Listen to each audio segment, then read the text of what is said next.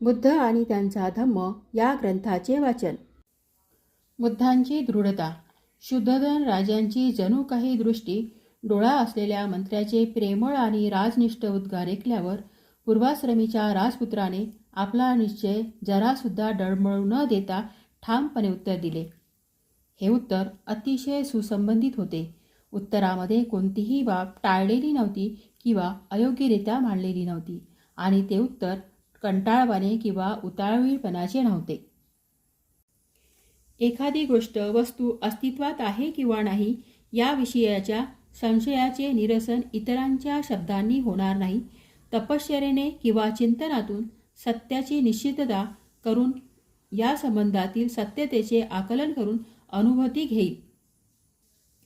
तथागत अज्ञानश्रित अज्ञेय अशा कोणत्याही सिद्धांताचा स्वीकार करणार नाहीत की जे पूर्णतः परस्पर विरोधाभासी आहेत, ज्यामध्ये शेकडो गोष्टी पूर्वग्रहयुक्त आहेत. शुद्ध शहाणी माणसे इतरांच्या विश्वासावर विश्वास ठेवून वागत नाहीत. अंधारात चाचपडत एकामागोमाग एक जाणाऱ्या आंधळ्यांच्या माळेप्रमाणे मनुष्यजात चाललेली आहे.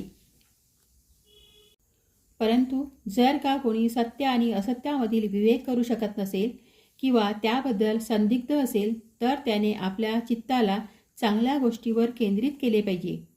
सत्प्रवृत्तीच्या व्यक्तीस थोडेसे व्यर्थ वाटणारे परिश्रम देखील पुढे कल्याणकारी सिद्ध होतात.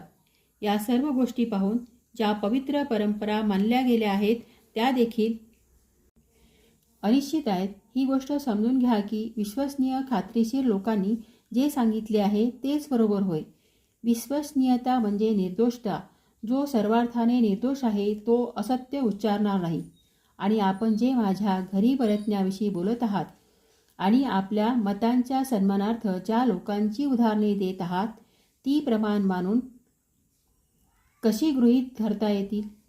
त्यांची प्रामाणिकता आणि अधिकार वादग्रस्त आहेत कारण त्यांनी स्वतःच्याच प्रतिज्ञा भंग केल्या आहेत.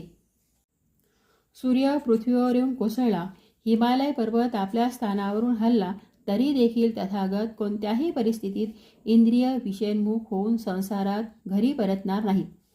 तथागत एक वेळेस पेटलेल्या आगीत प्रवेश करतील, परंतु मानवतेच्या कल्याणाच्या उद्देशाची पूर्तता झाल्याशिवाय तथागत घरी परतणार नाही.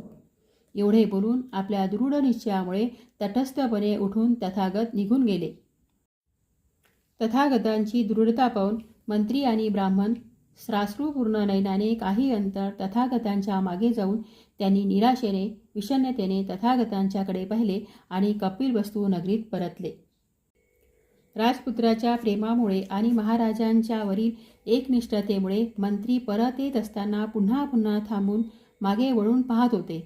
स्वयंतेजाने तळपणारे आणि श्रेष्ठतम अशा पदास पोहोचलेल्या तथागतास मार्गावरून ते थांबवूही शकत नव्हते आणि आपली दृष्टी त्यांचेवरून काढूही शकत नव्हते. घरी परतण्यासाठी मन वळविण्यात अयशस्वी झाल्यावर मंत्री आणि राजपुरोहित अडखळत्या पावलांनी परत फिरले आणि एकमेकांना विचारू लागले. आपल्या प्रिय पुत्राच्या मुखदर्शनाची तीव्र इच्छेने आतुरतेने वाट पाहत असलेल्या महाराजांना आपण आपले तोंड कसे दाखवायचे?